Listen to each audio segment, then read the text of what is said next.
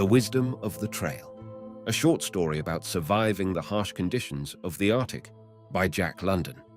Sitka Charlie had achieved the impossible. Other Indians might have known as much of the wisdom of the trail as he did, but he alone knew the white man's wisdom, the honor of the trail, and the law. But these things had not come to him in a day.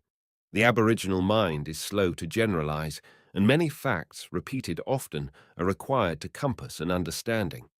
Sitka Charlie, from boyhood, had been thrown continually with white men, and as a man he had elected to cast his fortunes with them, expatriating himself, once and for all, from his own people.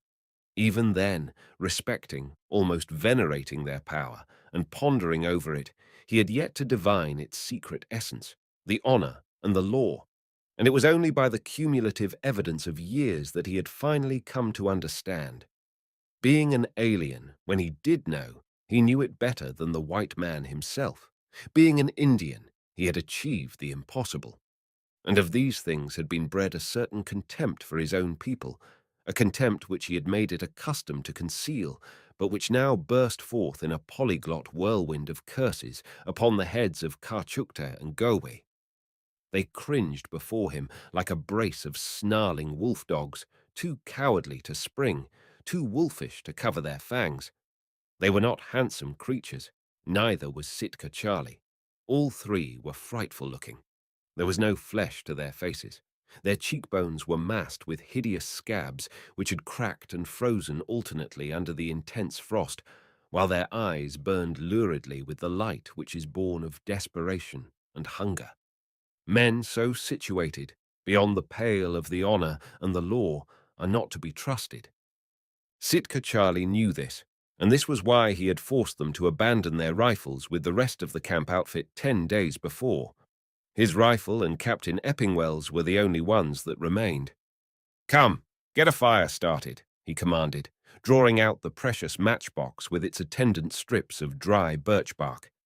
The two Indians fell sullenly to the task of gathering dead branches and underwood. They were weak and paused often, catching themselves, in the act of stooping, with giddy motions, or staggering to the center of operations with their knees shaking like castanets. After each trip, they rested for a moment, as though sick and deadly weary. At times, their eyes took on the patient stoicism of dumb suffering, and again, the ego seemed almost burst forth with its wild cry, I want to exist," the dominant note of the whole living universe. A light breath of air blew from the south, nipping the exposed portions of their bodies and driving the frost in needles of fire through fur and flesh to the bones. So, when the fire had grown lusty and thawed a damp circle in the snow about it, Sitka Charlie forced his reluctant comrades to lend a hand in pitching a fly. It was a primitive affair, merely a blanket stretched parallel with the fire and to windward of it at an angle of perhaps 45 degrees. This shut out the chill wind and threw the heat backward and down upon those who were to huddle in its shelter. Then a layer of green spruce boughs were spread, that their bodies might not come in contact with the snow. When this task was completed, Kachukta and Goway proceeded to take care of their feet. Their ice-bound moccasins were sadly worn by much travel, and the sharp ice of the river jams had cut them to rags. Their Siwash socks were similarly conditioned, and when these had been thawed and removed, the dead white tips of the toes, in the various stages of mortification, told their simple tale of the trail. Leaving the two to the drying of their footgear, Sitka Charlie turned back over the course he had come. He, too, had a mighty longing to sit by the fire and tend his complaining flesh, but the honor and the law forbade. He toiled painfully over the frozen field, each step a protest, every muscle in revolt. Several times, where the open water between the jams had recently crusted, he was forced to miserably accelerate his movements as the fragile footing swayed and threatened beneath him. In such places, death was quick and easy, but it was not his desire to endure no more. His deepening anxiety vanished as two Indians dragged into view round a bend in the river. They staggered and panted like men under heavy burdens, yet the packs on their backs were a matter of but a few pounds. He questioned them eagerly, and their replies seemed to relieve him. He hurried on. Next came two white men, supporting between them a woman. They also behaved as though drunken, and their limbs shook with weakness. But the woman leaned lightly upon them, choosing to carry herself forward with her own strength. At the sight of her, a flash of joy cast its fleeting light across Sitka Charlie's face. He cherished a very great regard for Mrs. Eppingwell. He had seen many white women, but this was the first to travel the trail with him. When Captain Eppingwell proposed the hazardous undertaking and made him an offer for his services, he had shaken his head gravely, for it was an unknown journey through the dismal vastnesses of the Northland, and he knew it to be of the kind that try to the uttermost the souls of men. But when he learned that the captain's wife was to accompany them, he had refused flatly to have anything further to do with it. Had it been a woman of his own race, he would have harboured no objections. But these women of the Southland, no, no, they were too soft, too tender for such enterprises. Sitka Charlie did not know this kind of woman. 5 minutes before, he did not even dream of taking charge of the expedition. But when she came to him with her wonderful smile and her straight, clean English, and talked to the point without pleading or persuading, he had incontinently yielded. Had there been a softness, an appeal to mercy in the eyes, a tremble to the voice, a taking advantage of sex, he would have stiffened to steel. Instead, her clear searching eyes and clear ringing voice, her utter frankness and tacit assumption of equality had robbed him of his reason. He felt then that this was a new breed of woman, and ere they had been trail-mates for many days, he knew why the sons of such women mastered the land and the sea, and why the sons of his own womankind could not prevail against them. Tender and soft.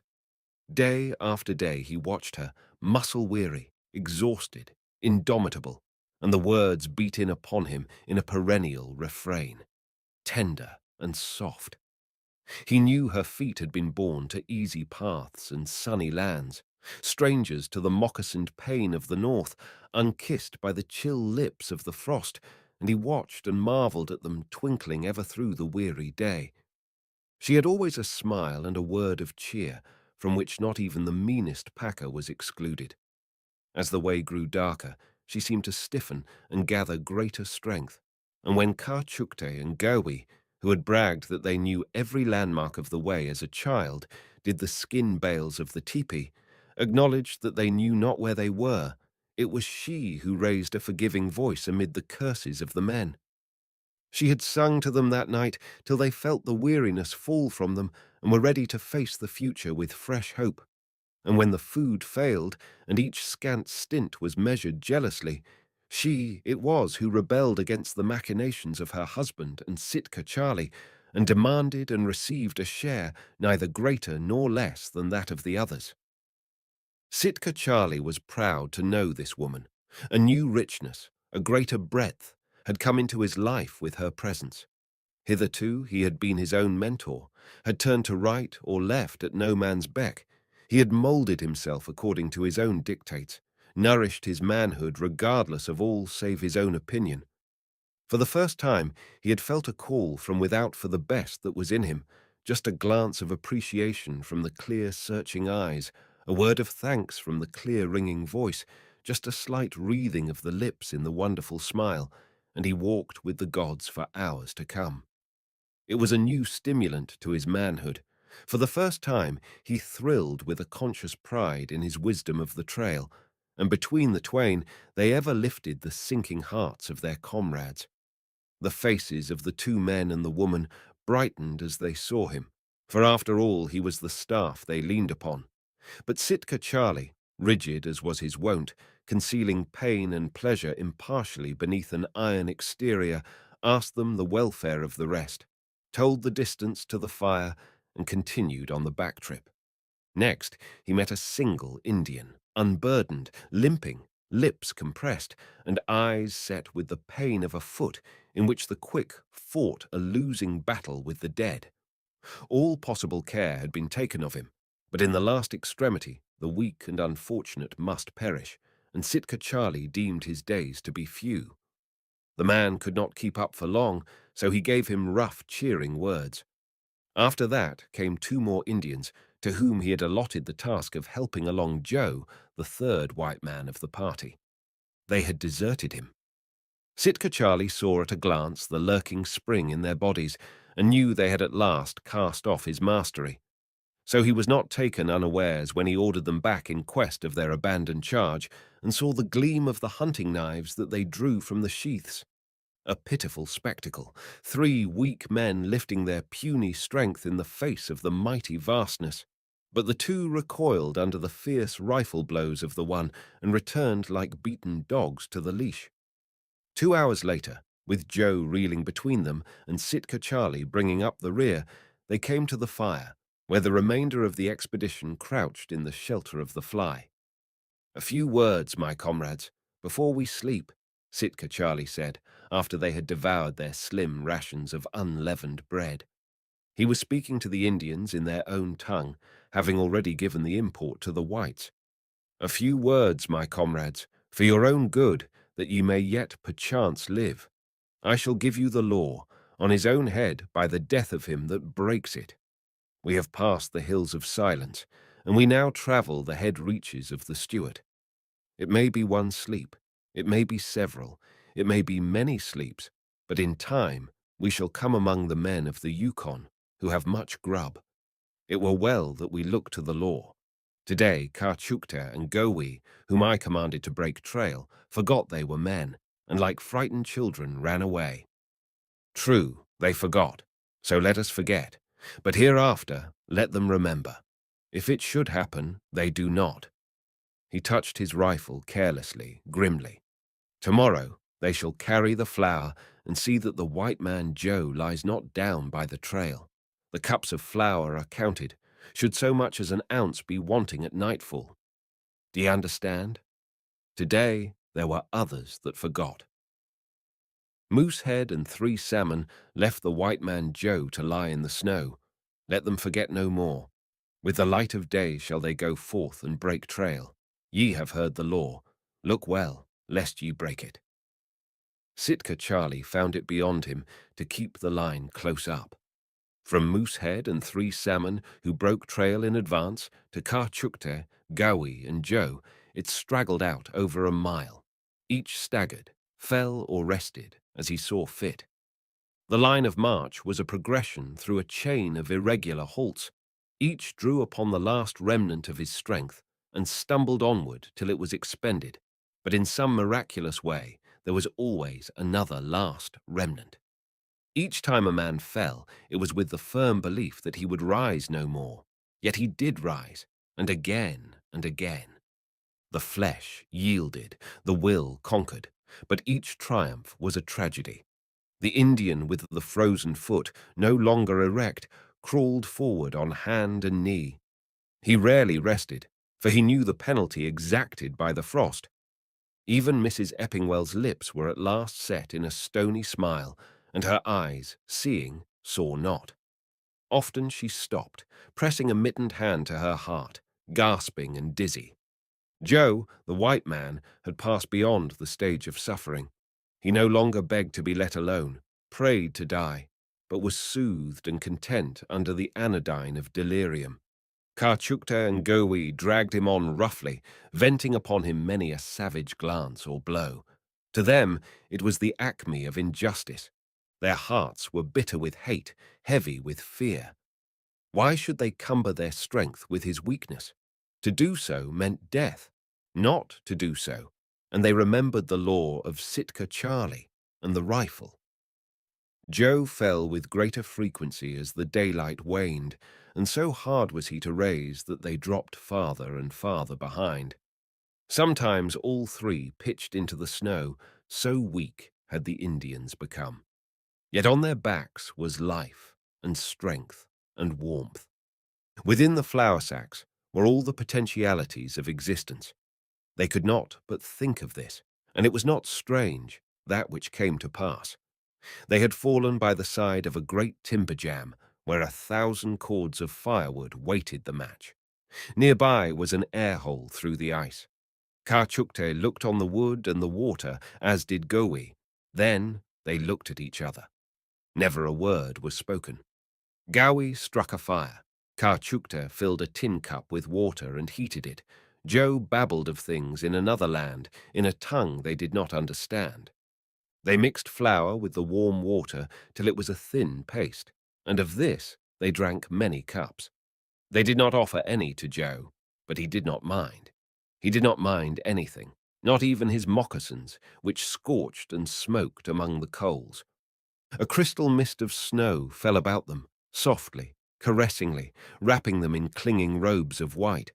And their feet would have yet trod. Many trails had not destiny brushed the clouds aside and cleared the air. Nay, 10 minutes' delay would have been salvation.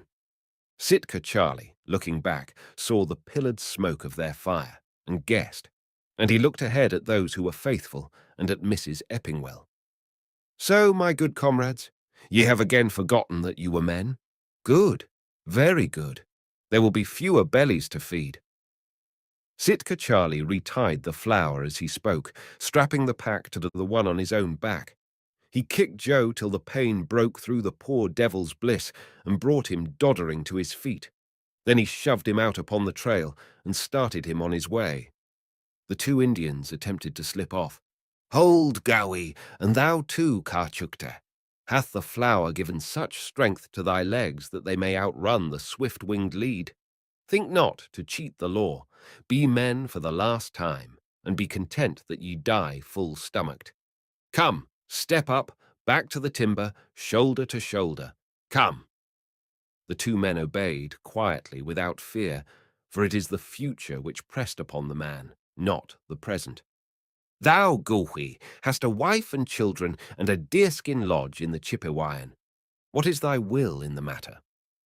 "Give thou her of the goods which are mine by the word of the captain, the blankets, the beads, the tobacco, the box which makes strange sounds after the manner of the white men. Say that I did die on the trail, but say not how. And thou, Kar, who hast nor wife nor child. Mine is a sister, the wife of the factor at Koshim. He beats her, and she is not happy. Give thou her the goods which are mine by the contract, and tell her it were well she go back to her own people. Shouldst thou meet the man, and be so minded, it were a good deed that he should die. He beats her, and she is afraid. Are ye content to die by the law?" "We are." "Then goodbye, my good comrades. May ye sit by the well-filled pot in warm lodges ere the day is done." As he spoke, he raised his rifle, and many echoes broke the silence. Hardly had they died away when other rifles spoke in the distance. Sitka Charlie started. There had been more than one shot, yet there was but one other rifle in the party. He gave a fleeting glance at the men who lay so quietly, smiled viciously at the wisdom of the trail, and hurried on to meet the men of the Yukon.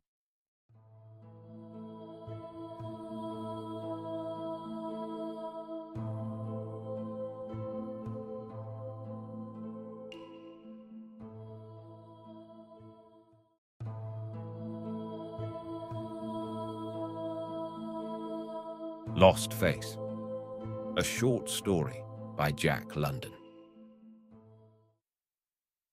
It was the end.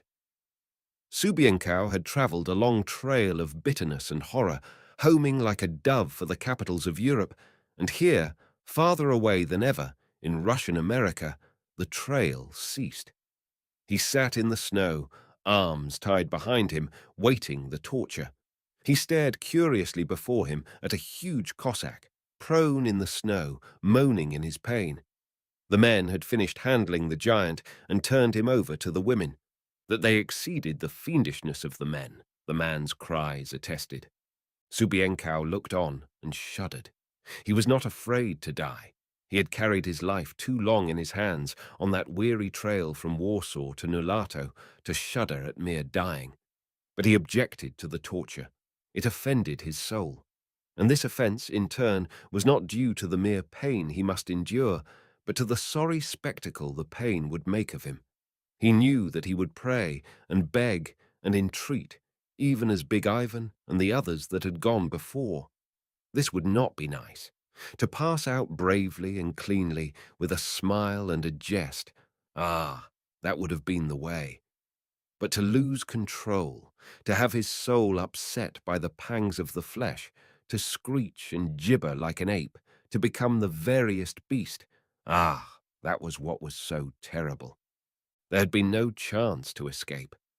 From the beginning, when he dreamed the fiery dream of Poland's independence, he had become a puppet in the hands of fate.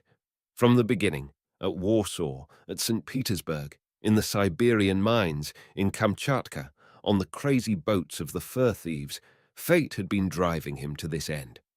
Without doubt, in the foundations of the world was graved this end for him who was so fine and sensitive, whose nerves scarcely sheltered under his skin, who was a dreamer and a poet and an artist. Before he was dreamed of, it had been determined that the quivering bundle of sensitiveness that constituted him should be doomed to live in raw and howling savagery and to die in this far land of night, in this dark place beyond the last boundaries of the world. He sighed. So that thing before him was Big Ivan the giant, the man without nerves, the man of iron, the Cossack turned freebooter of the seas, who was as phlegmatic as an ox, with a nervous system so low that what was pain to ordinary men was scarcely a tickle to him. Well, well, trust these Nulato Indians to find Big Ivan's nerves and trace them to the roots of his quivering soul. They were certainly doing it. It was inconceivable that a man could suffer so much and yet live. Big Ivan was paying for his low order of nerves. Already he had lasted twice as long as any of the others. Subienko felt that he could not stand the Cossack's sufferings much longer. Why didn't Ivan die? He would go mad if that screaming did not cease. But when it did cease, his turn would come. And there was Yakaga awaiting him too, grinning at him even now in anticipation. Yakaga, whom only last week he had kicked out of the fort and upon whose face he had laid the lash of his dog whip. Yakaga would attend to him. Doubtlessly Yakaga was saving for him more refined tortures, more exquisite nerve-racking. That must have been a good one, from the way Ivan screamed. The squaws bending over him stepped back with laughter and clapping of hands. Subienko saw the monstrous thing that had been perpetrated and began to laugh hysterically. The Indians looked at him in wonderment that he should laugh. But Subienko could not stop. This would never do. He controlled himself, the spasmodic twitching slowly dying away. He strove to think of other things and began reading back in his own life. He remembered his mother and his father and the little spotted pony and the French tutor who had taught him dancing and sneaked him an old worn copy of Voltaire. Once more he saw Paris and dreary London and gay Vienna and Rome. And once more he saw that wild group of youths who had dreamed, even as he, the dream of an independent Poland with a king of Poland on the throne at Warsaw. There it was that the long trail began. Well, he had lasted longest. One by one, beginning with the two executed at St. Petersburg, he took up the count of the passing of those brave spirits. Here, one had been beaten to death by a jailer, and there, on that blood-stained highway of the exiles, where they had marched for endless months, beaten and maltreated by their Cossack guards, another had dropped by the way. Always it had been savagery, brutal, bestial savagery. They had died of fever in the mines under the knout. The last two had died after the escape, in the battle with the Cossacks, and he alone had won to Kamchatka with the stolen papers and the money of a traveller he had left lying in the snow. It had been nothing but savagery. All the years, with his heart in studios and theatres and courts, he had been hemmed in by savagery. He had purchased his life with blood. Everybody had killed. He had killed that traveller for his passports. He had proved that he was a man of parts by duelling with two Russian officers on a single day. He had had to prove himself in order to win to a place among the fur thieves. He had had to win to that place. Behind him lay the 1,000-years-long road across all Siberia and Russia. He could not escape that way. The only way was ahead, across the dark and icy sea of Bering to Alaska. The way had led from savagery to deeper savagery. On the scurvy-rotten ships of the fur thieves, out of food and out of water, buffeted by the interminable storms of that stormy sea, men had become animals. Thrice he had sailed east from Kamchatka, and thrice, after all manner of hardship and suffering, the survivors had come back to Kamchatka. There had been no outlet for escape, and he could not go back the way he had come, for the mines and the knout awaited him. Again, the fourth and last time, he had sailed east. He had been with those who first found the fabled Seal Islands, but he had not returned with them to share the wealth of furs in the mad orgies of Kamchatka. He had sworn never to go back. He knew that to win to those dear capitals of Europe, he must go on. So he had changed ships and remained in the dark new land. His comrades were Slavonian hunters and Russian adventurers, Mongols and Tartars and Siberian aborigines, and through the savages of the New World they had cut a path of blood. They had massacred whole villages that refused to furnish the fur tribute, and they, in turn, had been massacred by ships' companies. He, with one Finn, had been the sole survivor of such a company. They had spent a winter of solitude and starvation on a lonely Aleutian isle, and their rescue in the spring by another fur ship had been one chance in 1,000. But always the terrible savagery had hemmed him in. Passing from ship to ship, and ever refusing to return, he had come to the ship that explored south. All down the Alaska coast they had encountered nothing but hosts of savages. Every anchorage among the beetling islands or under the frowning cliffs of the mainland had meant a battle or a storm. Either the gales blew, threatening destruction, or the war canoes came off, manned by howling natives with the war paint on their faces, who came to learn the bloody virtues of the sea rovers' gunpowder. South they had coasted, clear to the mythland of California. Here, it was said, were Spanish adventurers who had fought their way up from Mexico. He had had hopes of those Spanish adventurers. Escaping to them, the rest would have been easy. A year or two, what did it matter, more or less, and he would win to Mexico, then a ship, and Europe would be his. But they had met no Spaniards. Only had they encountered the same impregnable wall of savagery. The denizens of the confines of the world, painted for war, had driven them back from the shores. At last, when one boat was cut off and every man killed, the commander had abandoned the quest and sailed back to the north. The years had passed. He had served under Tebenkoff when Mikhailovsky Redoubt was built. He had spent 2 years in the Kuskokwim country. 2 summers, in the month of June, he had managed to be at the head of Kotzebue Sound. Here, at this time, the tribes assembled for barter. Here were to be found spotted deerskins from Siberia, ivory from the Diomedes, walrus skins from the shores of the Arctic, strange stone lamps passing in trade from tribe to tribe, no one knew whence, and once a hunting knife of English make. And here, Subienkow knew, was the school in which to learn geography.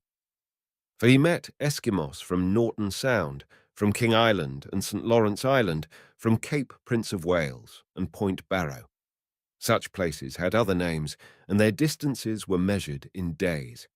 It was a vast region these trading savages came from, and a vaster region from which, by repeated trade, their stone lamps and that steel knife had come.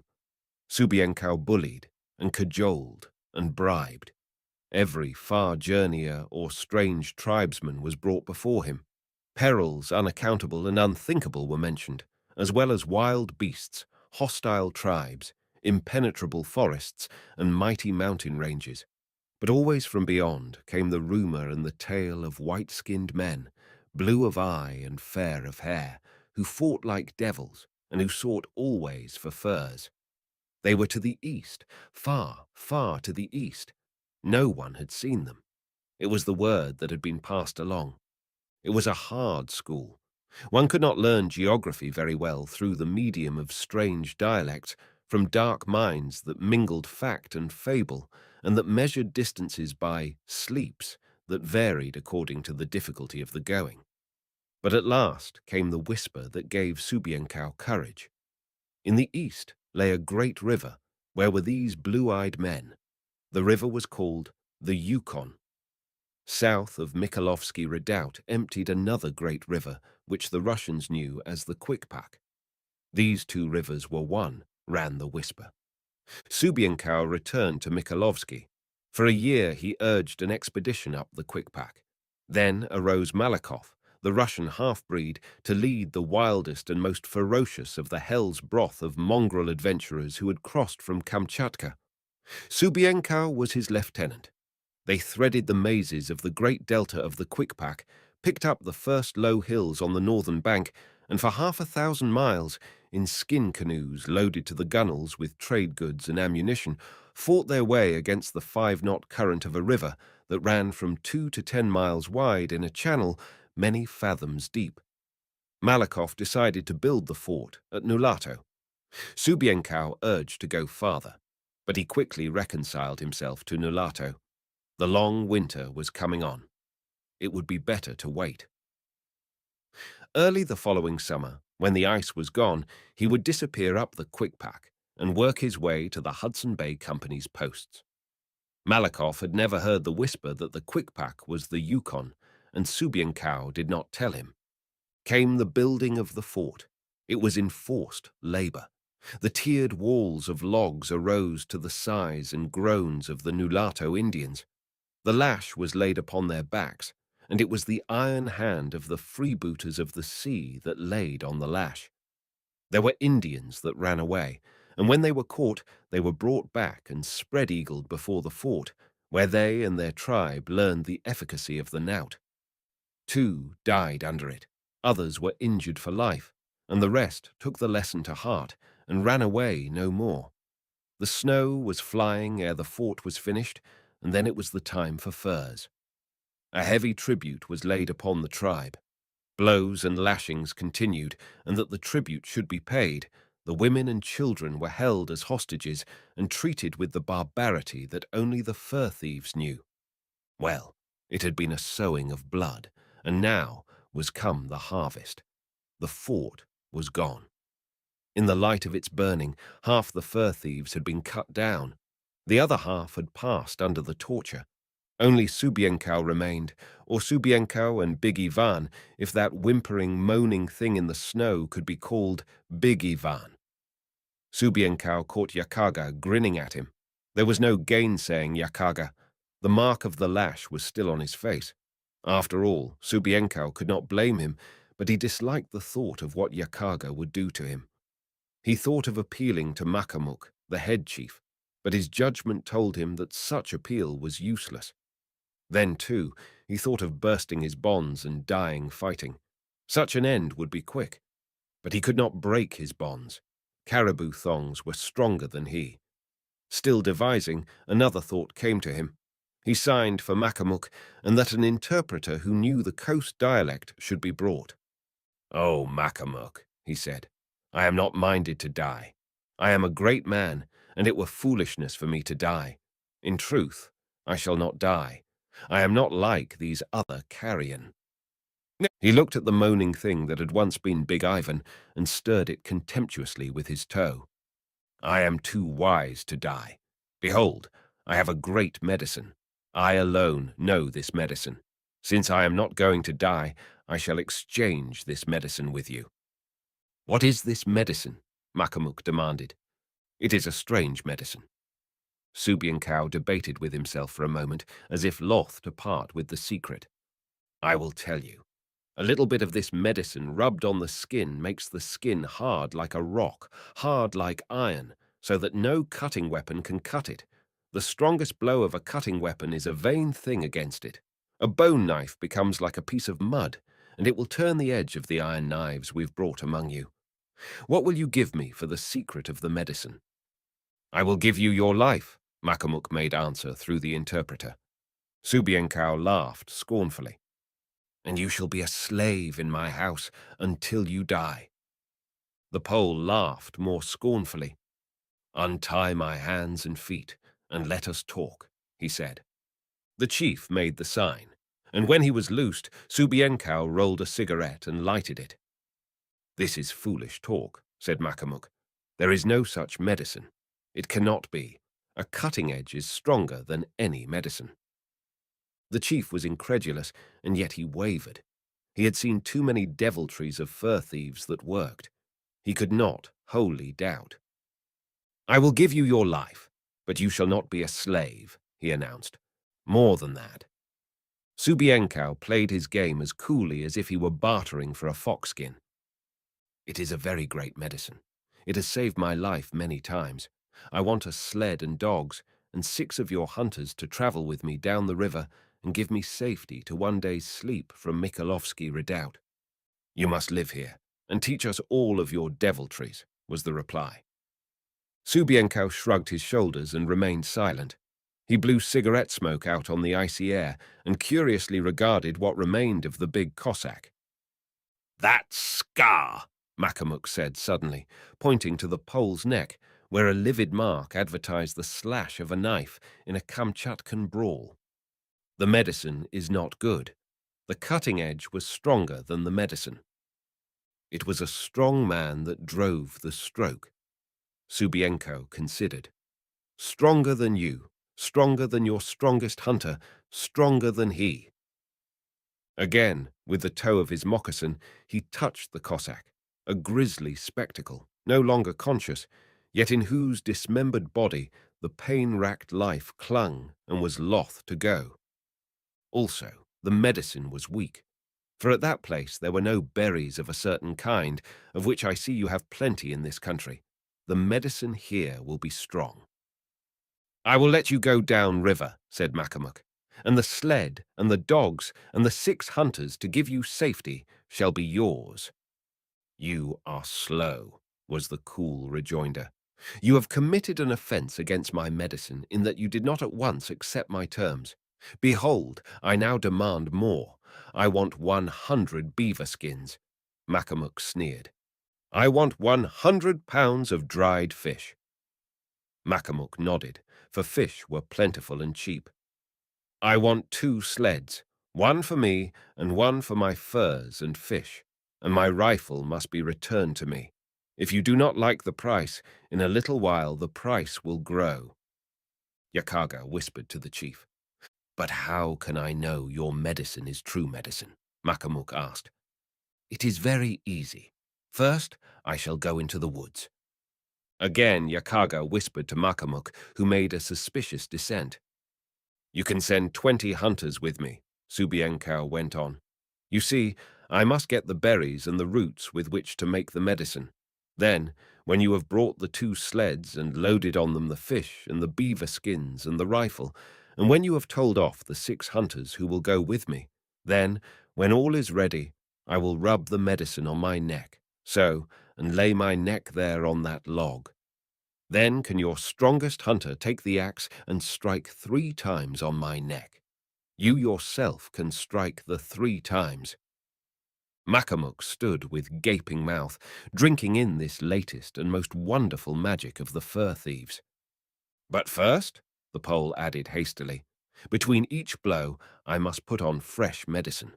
The axe is heavy and sharp, and I want no mistakes." "All that you have asked shall be yours," Makamuk cried in a rush of acceptance. "Proceed to make your medicine." Subienkow concealed his elation. He was playing a desperate game, and there must be no slips. He spoke arrogantly. "You have been slow.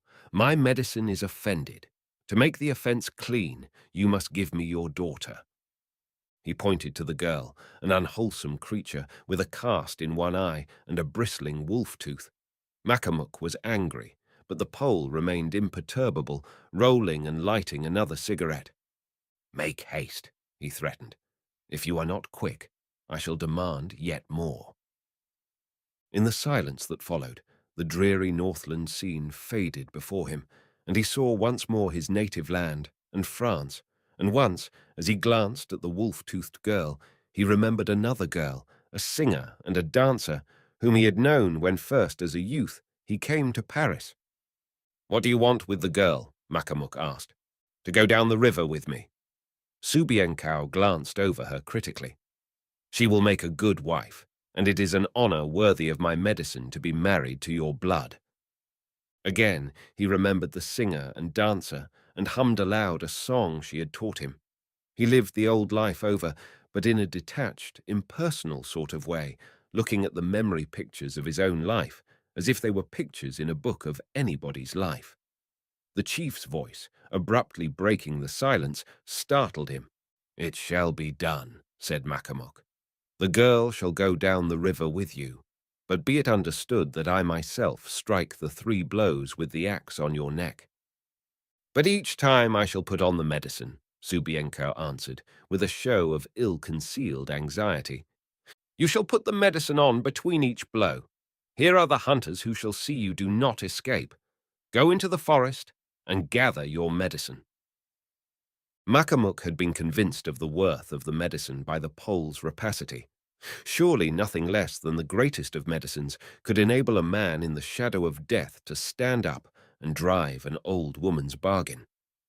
"Besides," whispered Yakaga, when the Pole, with his guard, had disappeared among the spruce trees, "when you have learned the medicine, you can easily destroy him." "But how can I destroy him?" Makamuk argued. "His medicine will not let me destroy him." "There will be some part where he has not rubbed the medicine," was Yakaga's reply. "We will destroy him through that part. It may be his ears. Very well. We will thrust a spear in one ear and out the other. Or it may be his eyes. Surely the medicine will be much too strong to rub on his eyes." The chief nodded. "You are wise, Yakaga. If he possesses no other devil things, we will then destroy him." Subienkow did not waste time in gathering the ingredients for his medicine. He selected whatsoever came to hand, such as spruce needles, the inner bark of the willow, a strip of birch bark, and a quantity of moss berries, which he made the hunters dig up for him from beneath the snow. A few frozen roots completed his supply, and he led the way back to camp. Makamuk and Yakaga crouched beside him, noting the quantities and kinds of the ingredients he dropped into the pot of boiling water. "You must be careful that the mossberries go in first," he explained. "And, oh yes, one other thing, the finger of a man. Here, Yakaga, let me cut off your finger." But Yakaga put his hands behind him and scowled. "Just a small finger," Subienkow pleaded. "Yakaga, give him your finger," Makamuk commanded. "There be plenty of fingers lying around." Yakaga grunted, indicating the human wreckage in the snow of the score of persons who had been tortured to death. "It must be the finger of a live man," the Pole objected. "Then shall you have the finger of a live man." Yakaga strode over to the Cossack and sliced off a finger. "He is not yet dead," he announced, flinging the bloody trophy in the snow at the Pole's feet. "Also, it is a good finger because it is large." Subienkow dropped it into the fire under the pot and began to sing. It was a French love song that with great solemnity he sang into the brew. "Without these words I utter into it, the medicine is worthless," he explained. "The words are the chiefest strength of it. Behold, it is ready." "Name the words slowly, that I may know them," Makamuk commanded. "Not until after the test.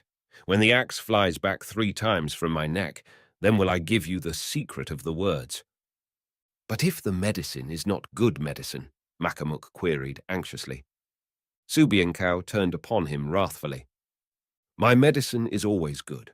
However, if it is not good, then do by me as you have done to the others. Cut me up a bit at a time, even as you have cut him up." He pointed to the Cossack. "The medicine is now cool. Thus I rub it on my neck, saying this further medicine." With great gravity, he slowly intoned a line of the Marseillaise, at the same time rubbing the villainous brew thoroughly into his neck. An outcry interrupted his play-acting. The giant Cossack, with a last resurgence of his tremendous vitality, had arisen to his knees.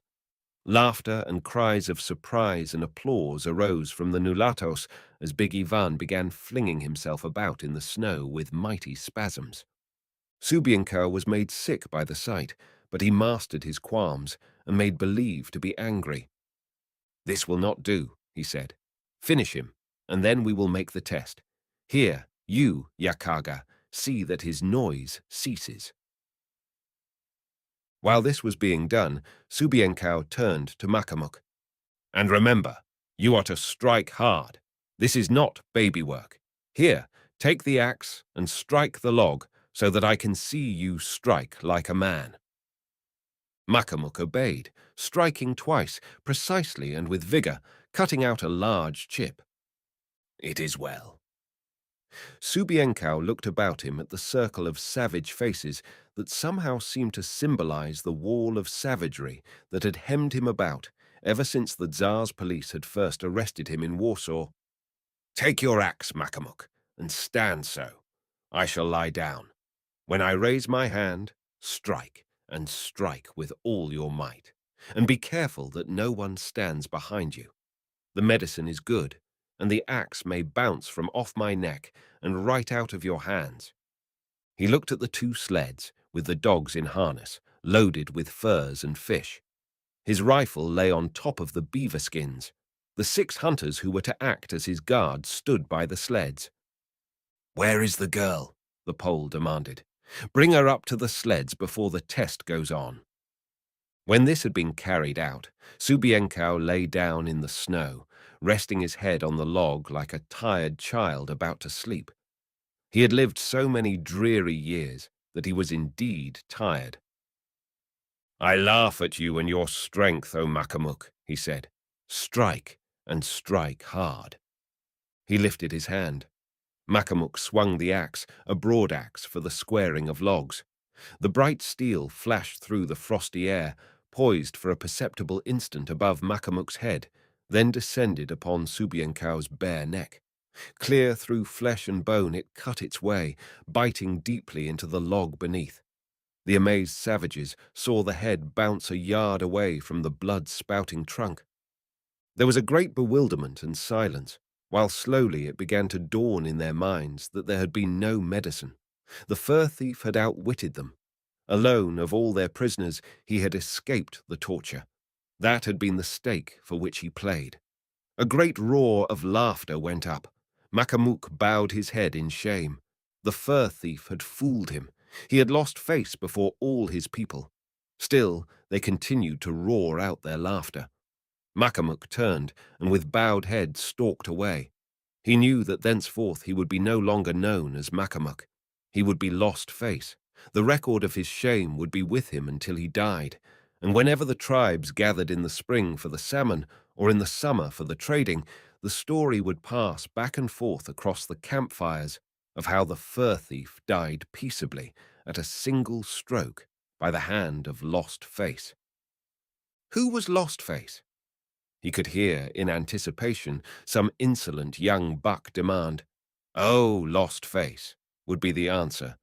He who once was Makamuk in the days before he cut off the fur thief's head.